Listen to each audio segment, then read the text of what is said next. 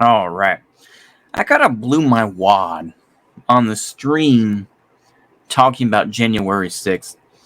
So I'm not going to go overly about that. I may make a meme video. I'm thinking one in my head, but I'll save those plans for later. But let's go ahead and talk about protecting the institutions. Like I said, I really don't understand this whole type of shit. And it's very naive, but I think that it's a fake naivete. People are smart enough to know what's going to occur, but the thing is that you see these mainstream lefties now, particularly, I'm just going to say, Bo the Fifth Column, who say, well, protecting the, the America has a history of protecting the institution of the presidency over the institution of democracy. What the fuck are you talking about? What institution of democracy really exists? If you're a true-blooded lefty, do we have first beyond the poll elections? Do we have European-style elections where you can have multiple different parties in a parliament? No. No, we have, most votes wins and the Electoral College. So what are you talking about? What was sort of, protecting the institution of democracy over protecting the institution of the presidency? This is ridiculous. It's about protecting power, plain and simple. And because people want to keep things the way that they are so that they can have the chance to do things.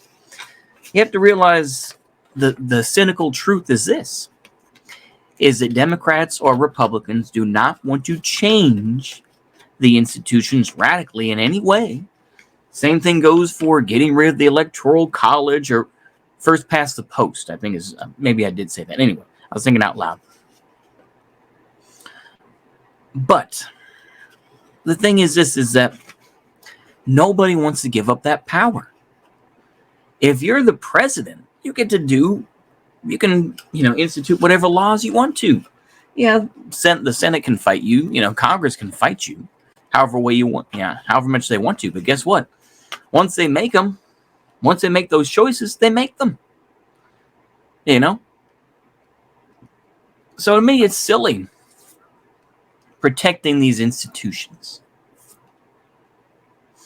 And you hear the old reformist, I say at this point it's old because I've heard it so much, but you hear the old reformist stuff of, we don't want to chip away at the system, because once we chip away at the system, it's just going to get worse. It's like, yeah, that's kind of the idea. The idea is it should get worse because it's already worse for people right now. It is worse. Whether it's water poisonings, whether it's, no heat in households. I say this because I'm in Texas. Yeah, they say it's better, but I take that with a huge grain of salt. It is worse. So what the hell are you waiting for? Well, revolution, we don't want that. Well, what are you waiting for then? What are you waiting for? Because the thing is that you want that same power. You want to have that same bit, don't you? Because you still hold an idealized form of America in your head. As much as people will, they will compare fascism and say it's purely idealism and all this sort of thing, is that mainstream lefties are the most idealist people in this country, I would argue. Mainstream lefties who call themselves anarchists, or maybe who call themselves left libertarian, or even like ML to a point. These are people who still value the American system. Because ultimately they want that same power that the president does right now. It doesn't matter what form, is that they know deep down, is that they know a revolution can't happen, which is true. It can't. It cannot. It doesn't matter how bad things are, much as I said it already. is that people want to maintain what they have. They wish for better, sure, but they aren't willing to go out and start shooting. For the most part, I think, in my opinion anyway, MAGAPeds have disappeared. I think people that were MAGAPeds will kind of hide in the background and say, I never really believed that. January 6th was awful, and they will hide in the back in shame. This is not surprising. This isn't something, new, You think Nazi party members, in the 1946 were like, yeah, Sieg Heil? Hell no. Hell no, they kept their mouth shut. And they read the political winds, and they joined what party they need to join. Klaus Barbie didn't change who he was fundamentally. He was who he was by that point, right? But that's a whole different story. The game doesn't change. It's just the players. I've repeated that over and over, but it's true. It's a game. Politics is a game. It's about give and take, and it's about what you can ultimately get so you can keep enough people on your side. It's that simple, in my opinion. So you give lip service to some folks and you'll glad hand some, and you're going to distance yourself from others. It's just that simple, right? It is just that simple. This isn't surprising. It's not something out of the ordinary. It's just the way it is. So go ahead and protect the institutions. Go ahead. Protect them. Make them strong. Go ahead and continue on with the January 6th committee. Go ahead.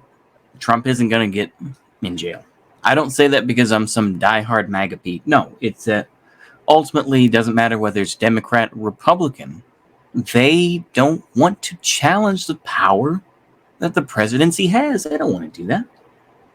They don't want to kneecap their own choices for president or for whatever job, whether it's Democrat or Republican. Why would they purposefully shoot themselves in the foot and say, yeah, we're going to reform the presidency and we're going to arrest Trump? Because once that precedent is set,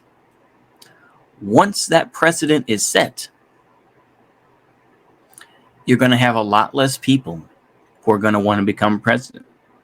The smart money already, would rather just influence politics than actually be involved with it, because they know it's a dirty game, and they know that, especially in these times, especially with social media, you have to, you walk on eggshells, and you can't simply get away with it like you would being a, Joe Biden or whatever, right? So, yeah, that's the reality of it. People may have been upset about January 6th and about, we would need to protect the institution of democracy, and protect the presidency, and everybody's suddenly getting all melodramatic. They're getting all uppity, and they're getting all moralistic, thinking that what they say is work. And reality is, no, shut your mouth. You're wasting your breath. You're wasting your energy. And just because your democracy or whatever the case may be, it doesn't matter. This democracy will destroy itself anyway by its incompetency. So it doesn't really matter, in my opinion. The revolution is happening right now. It's just happening behind closed doors. People like AOC have been co-opted. People like Ilhan Omar have been, co-opted. It's just that enough of these, democratic socialists or these whomever else that supported Bernie or whomever else, they're still holding on to some sort of loose association that they are going to, that they are going to win. It's nonsense. Protecting the institutions is simply reforming the system. That's all it is. And that is ultimately what people want, is to reform the system. Just make it so it's not as nasty, make it so it's not as ugly. They can do all that nasty stuff. Just do it behind closed doors so that we don't have to see. It's much as like, the South Park movie, long and uncut or whatever, raw and uncut, whatever the fuck it is. Where Stan's mom says, violence and whatnot is okay as long as they don't use naughty words. And that's what it is. As long as they don't use naughty words like Trump and say things like beat the hell out of them, all that, then it's okay. And we've seen that. Now, of course, like I say, this also goes to libs as well. But overall, I mean, what is the difference between a lib and a lefty? I would say just a couple of letters. That's it. A lib and a lefty in an American context, there's very, very little. Anyway, I think that's all I got. So see you later. Bye-bye.